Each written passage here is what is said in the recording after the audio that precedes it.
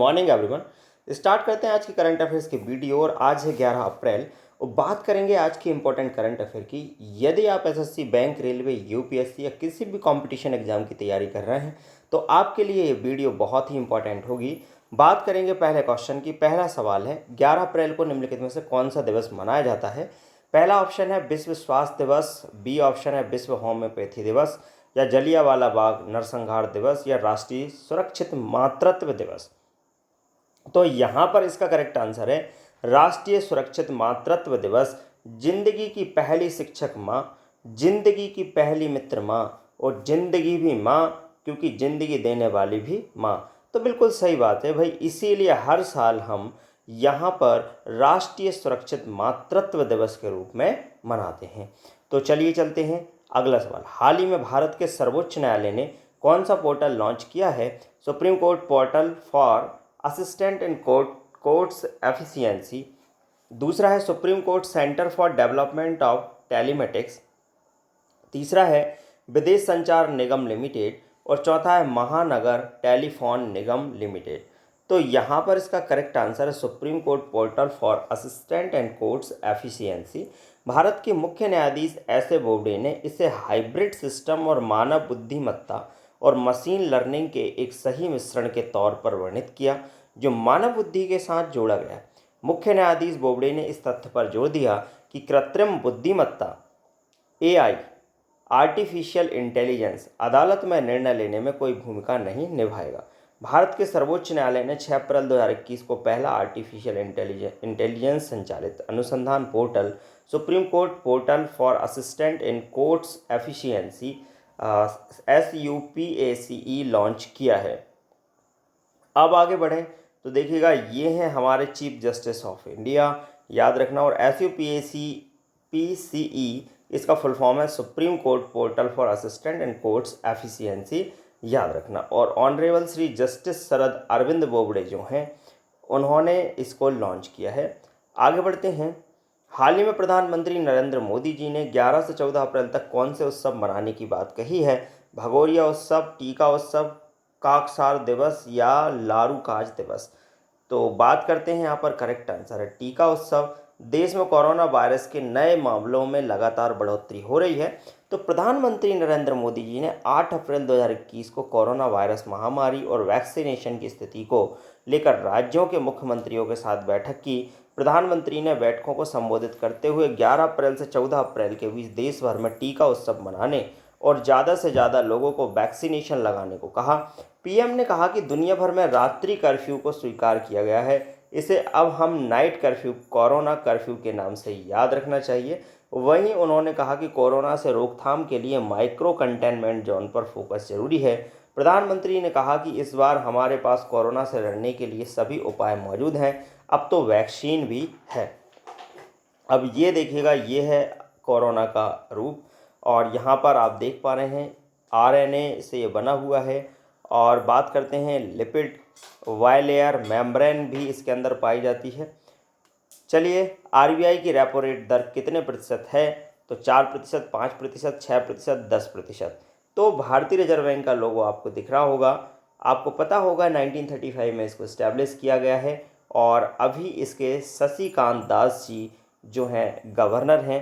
पहले गवर्नर थे ओसवान स्मिथ और पहले भारतीय गवर्नर थे सीडी देशमुख। तो यहाँ पर 4% रहने का ये अनुमान है, 4% रखा गया है। आरबीआई गवर्नर शशिकांत दास जी ने 7 अप्रैल 2021 को मॉनेटरी पॉलिसी की घोषणा की है। इससे पहले भी फरवरी में ब्याज दरों में किसी तरह का बदलाव नहीं हुआ था। आरबीआई ने वित्त वर्ष 2021-22 में जीडीपी में 10.5% की ग्रोथ का अनुमान जाहिर किया है। तो यहाँ पर रेपो रेट वह दर है जिस पर आरबीआई बैंकों को लोन देता है और मॉनेटरी पॉलिसी में रेपो रेट को 4% पर बरकरार रखा गया है।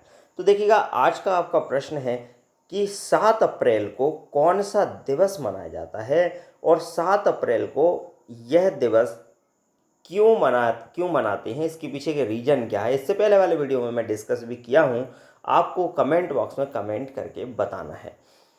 यदि आपको इस वीडियो की पीडीएफ चाहिए तो इसके लिए आप डिस्क्रिप्शन में दी हुई लिंक पर क्लिक करिए और टेलीग्राम चैनल से आप इसकी पीडीएफ प्राप्त कर सकते हैं। हाल ही में भारतीय सेना के किस अधिकारी ने 2 गिनीज वर्ल्ड रिकॉर्ड तोड़े हैं? भारत पन्नू, कुणाल रावत, जेके मिश्रा या मनोज मुकुंद? तो यहाँ पर इसका करेक्ट आंसर है भरत पन्नू। ये दिख रहे हैं आपको भरत पन्नू जी। भारतीय सेना के लेफ्टिनेंट कर्नल भरत पन्नू ने अक्टूबर 2020 से अपने सबसे तेज एकल साइकिलिंग करतब के लिए 2 गिनीज वर्ल्ड रिकॉर्ड अर्जित किए। पहला रिकॉर्ड तब बनाएगा जब लेफ्टिनेंट कर्नल पन्नू ने 10 अक्टूबर 2020 को लेह से मनाली 472 किलोमीटर की दूरी तक केवल 35 घंटे और 25 मिनट में साइकिल चलाई थी। लेफ्टिनेंट कर्नल पन्नू ने 5,942 किलोमीटर लंबा स्वर्णिम चतुर्भुज मार्ग बनाते हुए एक दूसरा रिकॉर्ड बनाया है, याद रखना। आगे अगर देखें तो इंडियन आर्मी को इस्टेब्लिश किया गया 1 अप्रैल 1895 में, और इसके जो कमांडर इन चीफ जो हैं वो अगर हम बात करें तो जो हेड होते हैं वो प्रेसिडेंट ही होते हैं। प्रेसिडेंट रामनाथ कोविंद जी हैं, और वाइस चीफ जो है लेफ्टिनेंट जनरल चंडी प्रसाद जो है इसके वाइस चीफ है, याद रखना। ये देखिए, ये दिख रही है आपको हमारी आर्मी, बिल्कुल साहस और पराक्रम के साथ आपको यहाँ पर दिखाई दे रही है, भारत का झंडा लिए हुए हाथ में। चलिए अगला सवाल है, हाल ही में 5 लाख करोड़ रुपए के AAUM average assets under management को पार करने वाली पहली म्यूचुअल फंड कंपनी कौन सी है? तो SBI, HDFC, ICICI प्रूडेंशियल या निपॉन इंडिया? तो यहाँ पर इसका करेक्ट आंसर है SBI। SBI की अगर हम बात करें तो भारत की सबसे बड़ी बैंक है, जो कि एक कॉमर्शियल बैंक है, और SBI funds management private limited ने सूचित किया कि वह प्रबंधन के तहत 5 लाख करोड़ रुपए की औसत संपत्ति पार करने वाला भारत का पहला म्यूचुअल फंड हाउस बन गया है। SBI म्यूचुअल फंड ने वित्त वर्ष 2020-21 के दौरान 35% की वृद्धि देखी, जिसका औसत AUM 3.73 लाख करोड़ रुपए से बढ़कर 5.04 लाख करोड़ रुपए हो गया है। चलिए चलते हैं अगले क्वेश्चन की ओर। अगला सवाल है, छत्तीसगढ़ की किस महिला खिलाड़ी वीरनी पुरस्कार सम्मानित की गई हैं? तो क्या नाम है उनका? तो दुती चंद, प्रिया सिंह या गीता फोगाट या साक्षी मलिक? तो उनका नाम है दुती चंद। भारतीय धावक दुती चंद को छत्तीसगढ़ राज्य सरकार द्वारा छत्तीसगढ़ वीरनी पुरस्कार के उद्घाटन संस्करण के लिए चुना गया है।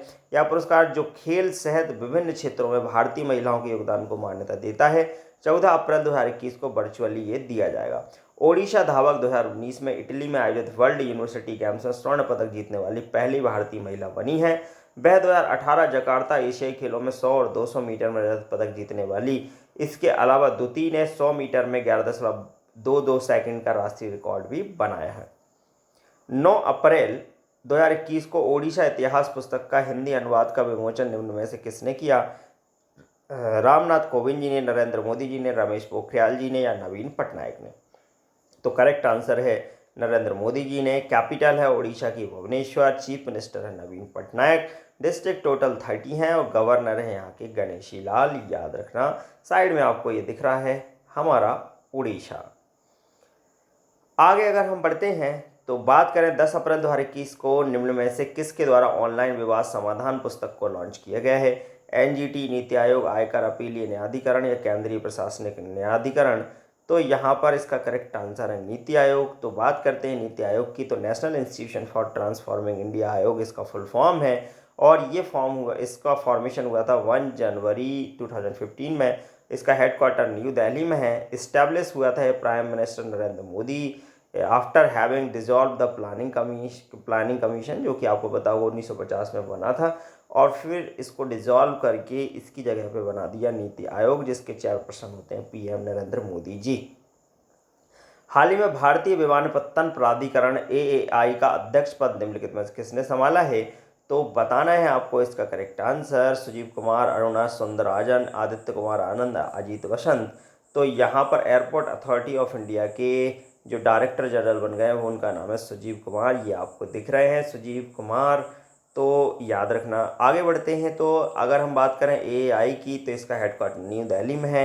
ये फाउंडेड हुआ था 1 अप्रैल 1995 में। डिवीज़न इंडियन एयरपोर्ट के उससे चलता है। की पीपल है संजीव कुमार IAS, ये चेयरमैन बन गए हैं। Arun Kumar IAS DGCA x officer ये रह चुके हैं।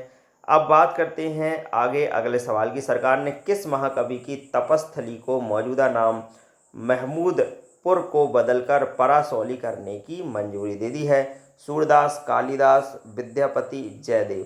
तो आपको बता देते हैं इसका करेक्ट आंसर है सूरदास। याद रखना, ये दिख रहा है आपको सूरदास जी, इनकी आंखें नहीं थीं और ये यहाँ पर कृष्ण जी के दोहे और पद लिखा करते थे। 9 अप्रैल 2021 को रेनॉल्ट इंडिया ने किसके साथ साझेदारी की है? टाटा मोटर्स, आयसर मोटर्स, सरो रिसाइकलिंग या महिंद्रा? तो यहाँ पर इसका करेक्ट आंसर है सरो रिसाइकलिंग।